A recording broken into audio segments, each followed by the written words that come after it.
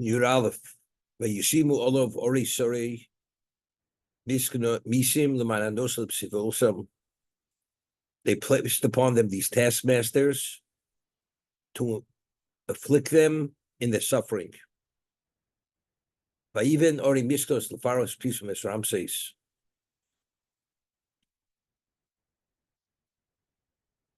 The Rechaim points out that if you notice, everything's in plural. Vayishimu Olav, plural. Pasuk Beis Chasheyanu also, plural. And thus they afflicted him. To the degree they afflicted him, to that degree they increased and they teamed. Let's see Rashi. Kasheyanu also. As they were contemplating to afflict them to a great degree, at that same moment, Hashem had in mind to increase them and to go beyond that number, to be that unlimited number, meaning their intent to afflict, cause that Hashem should have in mind to increase that number. It goes hand in hand.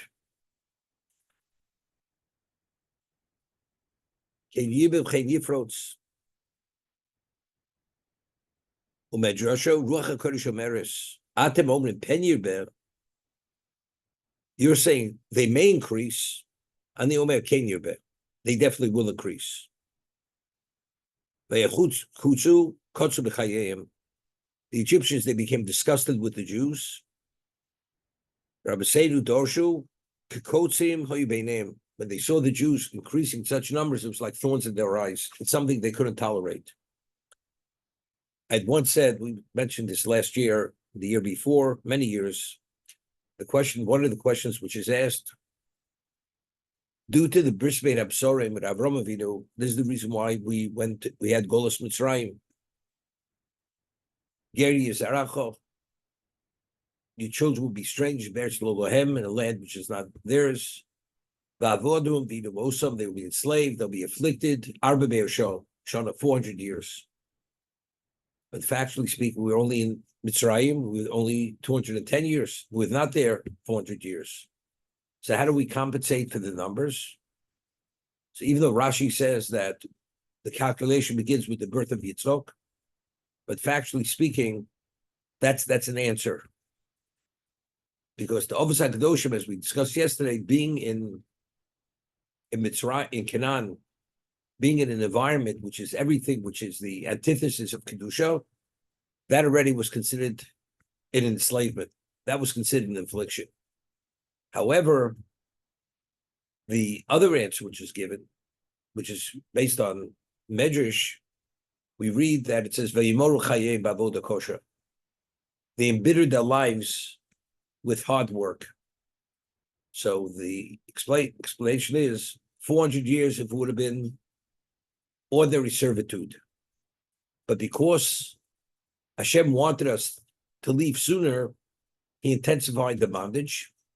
And due to the intensification of the bondage, the lesser years were considered the equivalent of more years. So the 210 years that were there, that it was affliction, it was more than just servitude, that affliction, compensated for the numbers. So in terms of the qualitative and the negative, the 210 was the equivalent of 400. Now, Chazal tell us that to leave Mitzrayim, we needed a critical mass, a number of 600,000 men above the age of 20. That had to be a Kabbalah Satorah. And the objective of Golos Mitzrayim is to prepare us, to purge us from whatever had to be purged, to be a kapora, an atonement, to be able to stand at Sinai. So by the time we left, we had to have 600,000 men to leave Egypt. Now, we read later how many, percentage-wise, how many Jews left Egypt? Chamushim Olav B'nai Mitzrayim. Only a fifth of Klal Yisrael left. And that fifth contained within it 600,000 men above the age of 20, besides women and children. So in terms of the numbers, how great do those numbers have to be? To have a fifth should be 600,000. You have to have multiples of the 600,000. So here, Kashe Yado, so as they're afflicting us, Hashem says, as they have a mind to afflict us, Hashem has a mind to increase our numbers. Why? What is the affliction doing? The affliction is Vaymor Chayim. Vaymor Chayim is expediting the time that we're leaving. We're leaving sooner. We're leaving sooner. The numbers have to be increased because when we leave, we have to have 600,000 men leaving Mitzrayim because that's only a fifth of the number. So that's Kashayanos Keyirov. As they had in mind to afflict us, which brings about the Gula sooner, Hashem has to increase our number because the critical mass has to be 600,000 when we leave. Because the Yanu, the Yemor Chayim, is compensating for the quantitative number so that we should leave sooner.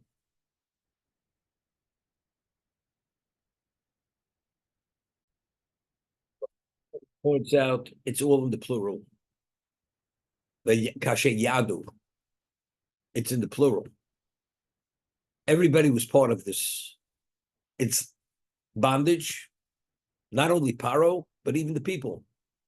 The people participated in Vayanu. They were all in on the secret, so to say. What happened?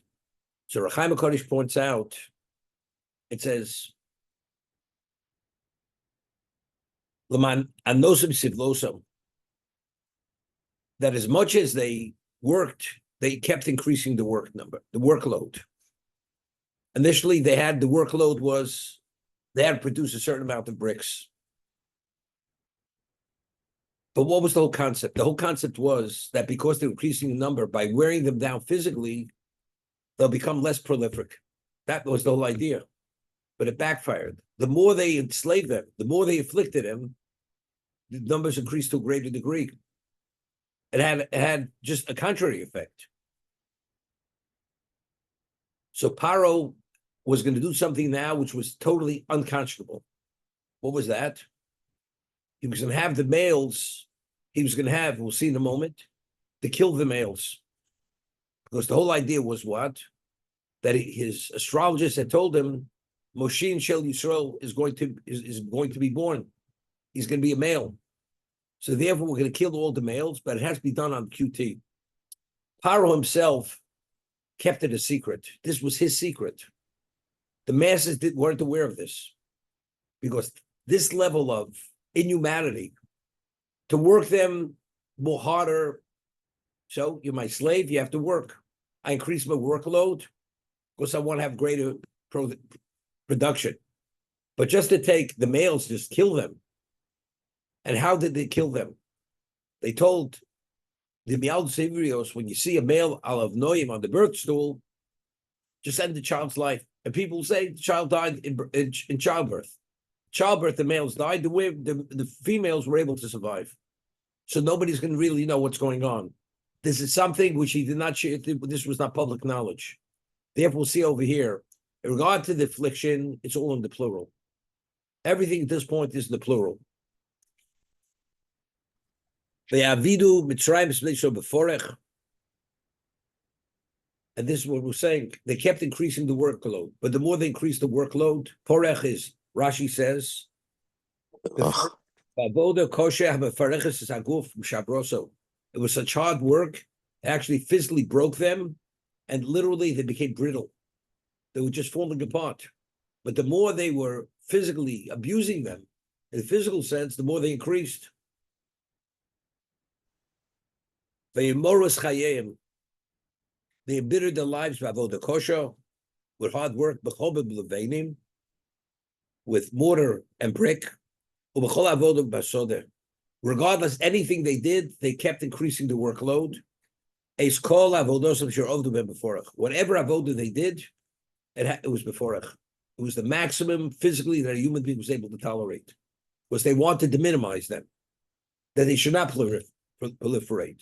Now, Over here, the Balaturim says the Chomer is written Choser. Chomer, the letters are Ramach. Avoda kosher bechomer. The intent was Chomer is Ramach. Ramach is the totality of the body. They enslaved them that the totality of the body was being abused, being afflicted to the point that it was intolerable. And despite that, they just kept increasing. And these numbers, which were never to be, never were in the past. Now, the Rechaim Kodesh points out, now in Tezvov, Vayom Mitzrayim. This is a Vayom Ru. This was something on a very personal, and this was almost at a secretive level. Vayom Mitzrayim Lamiyaldus Ivrios. He said to the Jewish midwives, one's name was Shifra, and the second name was Pua. When it says they were the Jewish midwives, meaning, I'm going to talk about there were millions of people, 6 in every litter, means they were the head midwives. They oversaw all the other midwives who delivered these unlimited numbers of children. So he said to them, and one's name was Shifra, one's name is Pua. Let's see Rashi. Lamiyaldos. What is the meaning? Mialdos? Huloshin lolidos. Meaning they assist in the birth. Okay. Shifra. Who's Shifra? Zu Yocheved. Shifra is Yocheved. And why was her professional title Shifra as a midwife? Al Shem Shaperes is Avlad. She would beautify the child. Pua, who was the second one? Zu Miriam. Miriam, that was her daughter. Al Shem Shepoa Medaberes V'Hogal Avlad. She would actually speak to the child to calm the child. Keder Shanoshim Faises Tino Kaboche, like a woman calms the child that's crying. You make certain cooing sounds to the child, which calms the child. Pua Loshin Tzoko, Kog Yoled's Efo. Okay, Pua. She addressed the crying of the child, the noise, to calm the child. So I once asked the question, if actually Shifra is Yocheved and Pua is Miriam, why does the Torah identify them by name? He called them Yald Sivrios. One was Yocheved, the other one was Miriam. So he'd say maybe Pharaoh didn't know their names. These were their professional titles. As midwives, based on what their responsibility was, Yocheved oversaw beautifying the child, that's Shifra, Shem Shaperes is Avlad, and Miriam was Pua. Her responsibility was how to train and instruct the other midwives how to calm the child. Therefore, the Torah doesn't refer to them by their personal names, but rather by their responsibilities within their profession of being midwives. Okay? Maybe that's the reason. But one's name is Shifra, the other one's name is Pua. Vayomer, again in the singular. Doesn't have Yomru. This was not public knowledge. This was a secret. When you assist in the birth of the Jewish women and you see them on the birth stool, in Beinu, also. If it's a male, you kill the child. In Basi, but it's a female, it's a girl, you let her live. Okay? Rashi.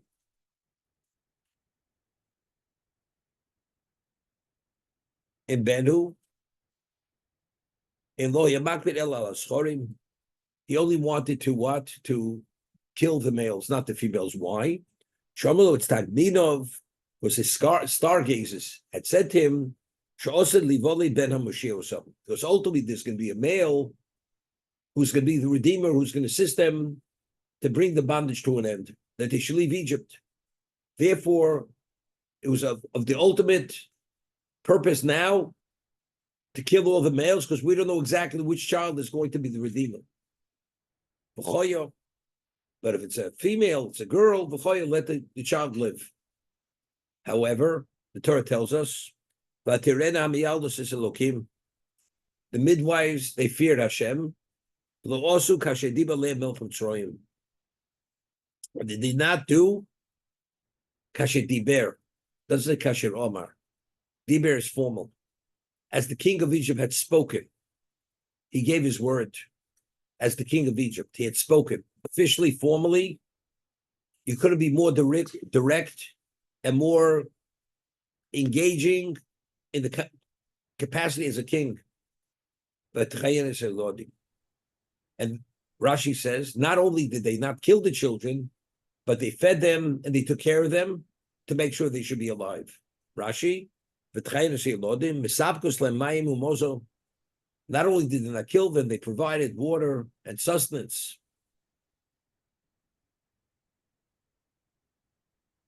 So they defied the king of Egypt to the nth degree.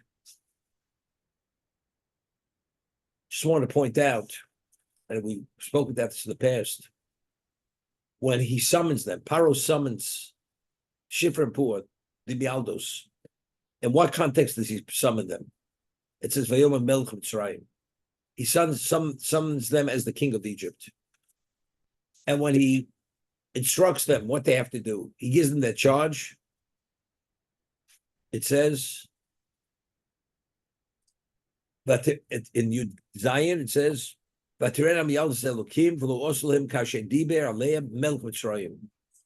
they feared Hashem, they did not do as the king of Egypt had spoken, not as had said to them, had spoken. Despite the fact that he communicated them with all his power. This is the man, he's the monarch of the most powerful civilization, most powerful kingdom. But despite that, they were not intimidated by it. They did not fear him. Why? Because because they feared Hashem, therefore Pharaoh meant nothing to them. Even though he's the king of Egypt. Although he spoke to them and the dictate was with all the power that he represents. But compared to Hashem, he meant nothing. You know, we say on Rosh Kippur, in the repetition of the Shemon Esrei, Hashem is Mamlich Melochim v'lo Amlucha. God coronates kings, but he's the king. So they understood, they internalized it to such a degree. The king of Egypt, the mightiest monarch in the world, he heads the most powerful civilization. He communicates them as the king of Egypt, all that position represents in the most formal way. But because they feared Hashem, they did not listen to him, even though he's the king of Egypt. Because he's the only king of Egypt because Hashem put you there. If that's the case, we're bound to Hashem's dictate, not to your dictate. And therefore, they were not intimidated by that. They weren't concerned about the consequences. They were not going to listen under any circumstance. What happens? Again, the king of Egypt summons them, calls them in. Why did you do what you did? Meaning, not only did you not kill the males, but you ensured that they should live. After they were born, a child has to be taken care of.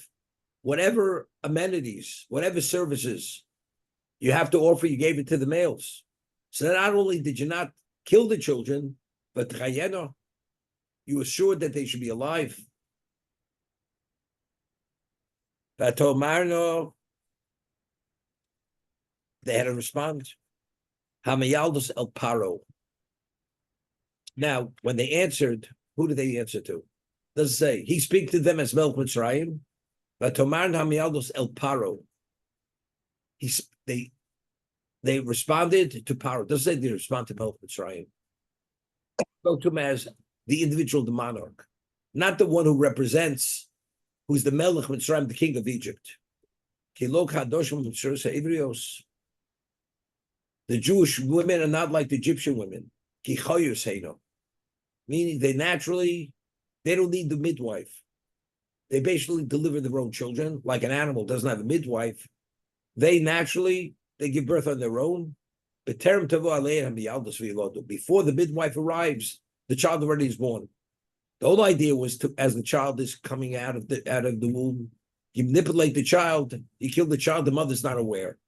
But when we come, the child's already born, so then it's obvious we're trying to kill the child, and this is supposed to be kept as a secret. Therefore, we're not able to actually carry out your dictate. But again, how do they speak to him? But they respond, Hamiel El Paro. You realize you're Paro. You may be speaking to us as Melch Mitzrayim with all the power.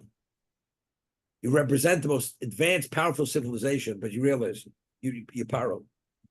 And Paro, especially according to Rabbeinu Bachya, what you represent, offer. That's all you are. You're offer. You're earthy. You're earthy. You're not something which transcends anything other than anything else that exists. And therefore Hashem dictates. Although they didn't say those words, but the Torah is communicating to us in what context did they respond? They responded to him as Paro, not as Melch Mitzrayim. Also said Nasav Nishma. The Gemara tells us that 600,000 Malochim had come and had given every Jew a spiritual distinction, spiritual crowns, one for Nasav, one for Nishma. Every Jew had like an aura which represented Nasav and Nishma. As a result of the Chet Egel, what happened? Moshe Rabbeinu says you're going to forfeit that aura, that spiritual aura, distinction you no longer going to have. What about Levi? Levi did not participate in the Chet Egel. Did they have that aura? They also had to shed that aura. Because being part of Klal Yisrael, you only receive that aura as Klal Yisrael. But now Klal Yisrael is not worthy of that aura any longer. The whole nation is diminished. The whole nation's taken down.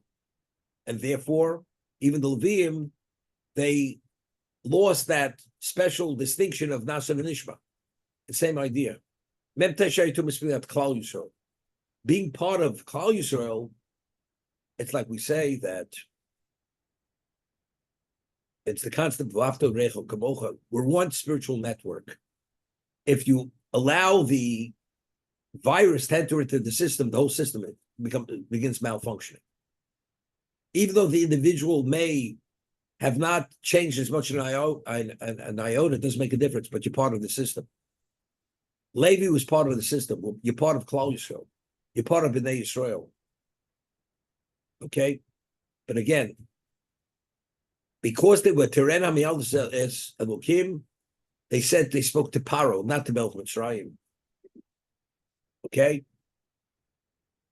The Rechaim HaKadosh makes something which is an obvious observation.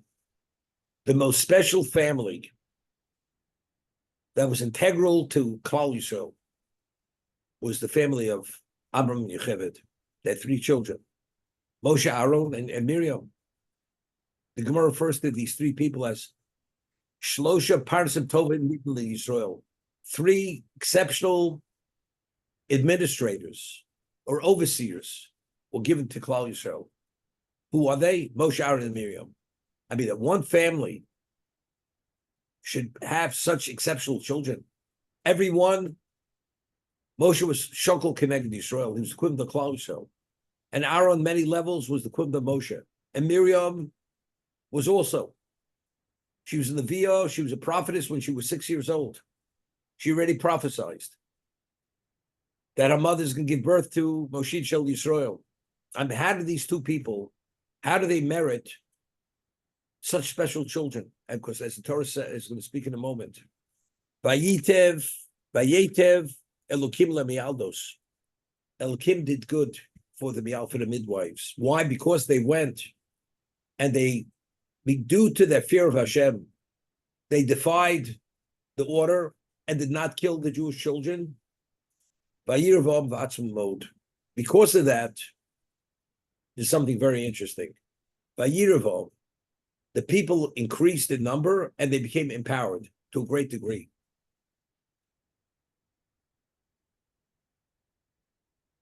Now, if not for Miriam, Yocheved and Miriam, there would not be a Klal Yisrael. If they would have followed the order of Pharaoh and killed the males, there wouldn't be a Klal Yisrael. As I said, without males, there's no, and especially we need Shishim Ribo, 600,000 men above the age of 20 when we leave Mitzrayim. If they would have followed his dictate, there is no Yitzis Mitzrayim, there's no Kabbalah Satorah. So to who do we attribute that there's a Klal Yisrael? To Yocheved and Miriam. Okay? So what has to happen now? To what degree do they have to increase in number? Their reward is because of what they did. Klal Yisrael exists because of them. But if that's the case, we have to have those numbers. So if we have to have those numbers, it has to be V'yir v'ol v'yatzmu. Hashem did good for them, and therefore, as a result of that, they have increased at these unbelievable numbers. Because due to their sacrifice and their Mesiras Nefesh and their Yir Shamayim, they did not listen because they wanted, because Hashem wants they should be Yitzis, should be Klal Yisrael.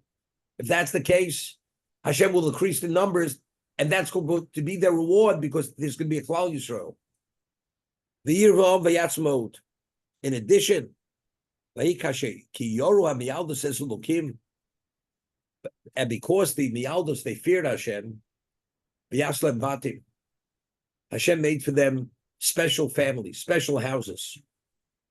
Rashi, V'yaslem Batim, Bote Kunu Levio, the house of priesthood and Levio, or Malchus, and royalty. Shekruyim Batim, those are classified as Batim. Houses of priests, Leviim and the officiants, those who assist the Kohanim, and Malchus. Kamoshe Kosuv, Asher Bono es Beis Hashem es Beis HaMelech, Kuna Leviim Yocheved. Kuna in Leviim comes from Yocheved. That's Aaron and Moshe. Or Malchus Miriam, Kedishim Sarosoto.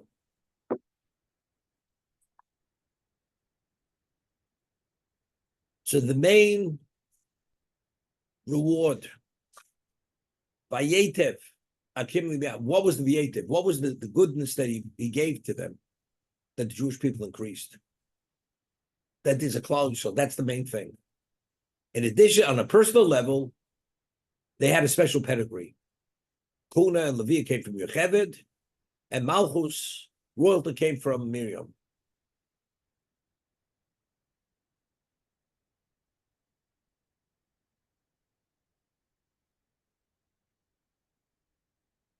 Torah tells us, why did they divide the order? Because Vatira Amiyaldos is Elokim. Because they feared Elokim. And who responded in kind? Vayetiv Elokim Lamiyaldos. Elokim, because they feared Elokim. Vayetiv Elokim Lamiyaldos. Elokim, in that context, because they feared Elokim, they understood who he was. Therefore, that same Elokim in that context did good for them. Getting back to the original question, if Yocheved is Yocheved and Miriam is Miriam, why does the Torah refer to them as Yocheved and Miriam, as Shifra and Pua? Identify them by their names. So I said, you could say because Pharaoh, when he called them, they were known professionally as what? As Shifra and Pua, in terms of their levels of responsibility. Yocheved beautified the child, and Miriam calmed the child. But maybe, as we said in the past, if the Torah identifies them as Shifra and Pua, what does that mean? That means, you know what it means to oversee millions of children being born and being dedicated to make sure that every child is beautified and cleaned. I mean, this is something which is beyond human capacity. And Miriam also is involved in her area of responsibility. This is something they breathed and they lived, and it became part of them. Their whole mind was occupied with this. Could you imagine a woman has a child late in years, and then you tell the woman, we want you to kill that child who you love so much. And if you don't kill that child, we're going to kill you. Could that mother kill that child? That mother cannot kill the child because of the level of love that mother has for that child. The mother says, I can't do it. But you realize, but if I do, it will torture you to death. Doesn't make a difference because of the level of dedication and connection between the mother and that child, the mother would say, whatever you have to do. There's no way. Impossible. I will not kill my child. Can't do it. Shifra and poor. Maybe you would say the reason why they defied Pharaoh's order, because a person who's dedicated to this degree, that you oversee millions of children being born to beautify them or to calm them, that's part and parcel of who you are. And you get told to order, kill them. You can't. It's not possible. Why? Because that's who I am. Torah says no. That's not why they couldn't do it. That's not why they defied it. They defied them because I'm the eldest of the Kim. It's unrelated to what the dedication to the profession. The Torah goes, and because only God knows. Hashem says, you know why? Because they feared Hashem. It's not unrelated to, because that's what the dedication is. The dedication is Vatirena Abiyal Kim. Because due to the fear of Hashem, that's the reason why Pharaoh was Pharaoh. He was not Melech Mitzrayim. You're a nothing. Because we fear Hashem, we understand who Elohim is. Therefore, your order means nothing. It's not because we can't do it because of who we are. As midwives, the Shifra and Puas, that's what Torah is saying. Despite the fact is that they assume names because of they're so dedicated, and it becomes synonymous who they are, but that's not the reason why they didn't do it. But that's why they didn't do it.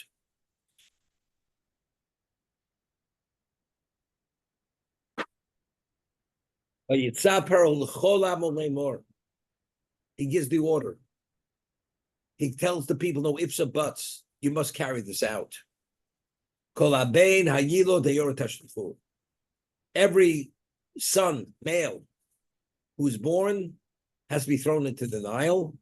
But the females, the daughters, they should live.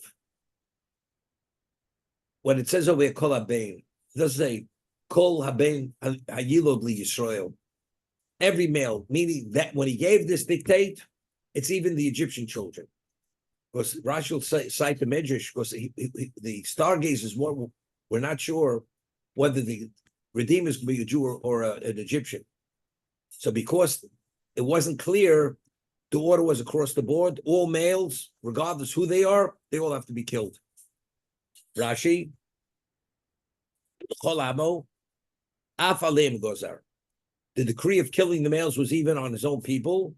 Why? Because Yom Shenol and Moshe, because the day Moshe Rabbeinu was born, Amalot, it's Tagdinov, his stargazers had said to him, Hayom Nolad Moshiach. Today, the Redeemer is born. Bein Onu Yodim in Mitzrayim in Yisrael. And we don't know if he's a Jew or an Egyptian. They saw in the stars that ultimately his demise will come about due to water. So that day, he decreed, his order was even the Egyptian children should be killed. Doesn't say all the children are born to the Jews. Doesn't say those who are born to the Hebrews. But they misread it. It's not that he's going to die through drowning, but it's due to Memoriva. Because he struck the rock rather than speak to the rock, that brought it about his demise. That caused him that his life should come to an end then.